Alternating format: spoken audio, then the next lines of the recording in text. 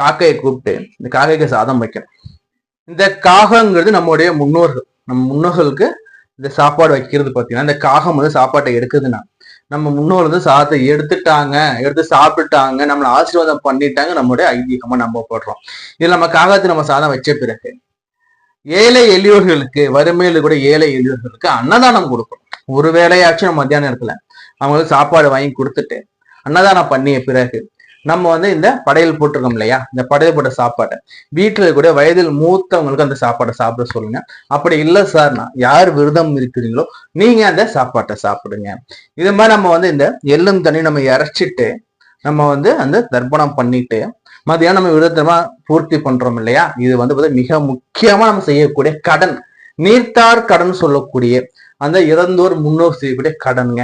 அடுத்து என்ன நம்ம பண்ணணும் பாத்தீங்கன்னா, இதுல ஒரு கேள்வி வரும் சார், நான் வெளிநாட்டுல இருக்கேன் சார், என்னால போயிட்டு அந்த இதெல்லாம் பண்ண முடியாது சார், இங்க நதிக்கரை இல்லை, அதே மாதிரி கடற்கரை இல்லைன்னு சொல்றவங்க வீட்டுல எப்படி சார் பண்ணலாம்னா, வீட்டுல பாத்தீங்கன்னா கால்படாத இடத்துல புரியுதுங்களா, சூரிய உதயத்திற்கு பிறகு குளிச்சு முழுவிட்டு என்ன பண்ண, எள்ளும் தண்ணிய நீங்க இந்த வழியா இறக்கணுங்க. எள்ளும் தண்ணிய இன்னொரு நினைச்சு நீங்க இறைச்சிட்டு அந்த நீங்க விரதத்தை பூர்த்தி பண்ணுங்க. சார் இல்ல சார் எங்கிட்ட அந்த கால்பட இடம் இல்லைன்னா என்ன பண்ணுங்க, சுத்தமான பாத்திரத்துல சுத்தமான தண்ணியால எள்ளும் தண்ணிய பாத்திரத்துல இறைச்சிட்டு அந்த தண்ணியை கொண்டு போயிட்டு கங்கையில கரைச்சிடுங்க. இல்ல சார் ஒரு நதிக்கரையில விட்டுடுங்க.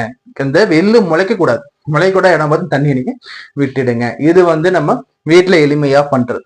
இந்த தை அமாவாசையில பெண்கள் என்ன சார் நாங்க பண்ணட்டோம்னா, இந்த தை அமாவாசையில பெண்களை பொறுத்த வரைக்கும் பாத்தீங்கன்னா பெண்களுக்கு அமாவாசை விரதமே கிடையாதுங்க. அப்ப எப்படி தை அமாவாசை விரதம் இருக்க போக, பெண்களுக்கு தை அமாவாசை விரதம் கிடையாது. இவங்க என்ன பண்ணலன்னு பாத்தீங்கன்னா ஆண்களுக்கு உதவி பண்ணலாம், அவங்களுக்கு சமைச்சு கொடுக்கலாம். எப்படி சார் சமைக்கணும்னா, இந்த பெண்கள் வந்து காலையில குளிச்சு முழு சுத்தபத்தமா சமைக்க ஆரம்பிக்கணும், சாப்பிட்டுட்டு ஆரம்பிக்கணும். ஒரு பழைய சாதம் இருக்கு, மீதமுள்ள நேற்று சமைச்சு மீதம் சாதம் இருக்குன்னா அந்த பழைய சாதம் சாப்பிட்டு டெய்லி அவங்க எப்படி சமைப்பாங்க அதே மாதிரி எச்சி போடாம சமைக்க வேண்டும். அவங்க எந்த விரதம் மைண்டுக்கே போகக்கூடாது. விரதம் நினைப்பே இல்லாம நீங்க எப்போதும் சமைக்கிற மாதிரி எச்சி போடாம சமைச்சு சுத்தபத்தமா அவங்க நீங்க கொடுக்கலாம். இல்ல சார் அமாவாசை விரதம் இருக்கணும் சார் பிரியப்படுறேன் நீங்க எப்படின்னா, கணவர் இருக்கும்போது நீங்க அமாவாசை விரதம் இருக்க முடியாது. உங்கள் பெற்றோர் இருக்கும் வரை நீங்க அமாவாசை விரதம் இருக்க முடியாது. உங்கள் ஆண் குழந்தைகள் இருக்கனாலும் நீங்க அமாவாசை விரதம் இருக்க முடியாது. கணவர் இல்லை, பெற்றோர் இல்லை, ஆண் குழந்தைகள் யாரும் இல்லைன்னா நீங்க உங்கள் முன்னோர்களுக்கு நீங்க அமாவாசை விரதம் இருக்கலாம். ஏனைய பெண்களுக்கு அமாவாசை விரதம் கிடையாது. புரிஞ்சுங்களா?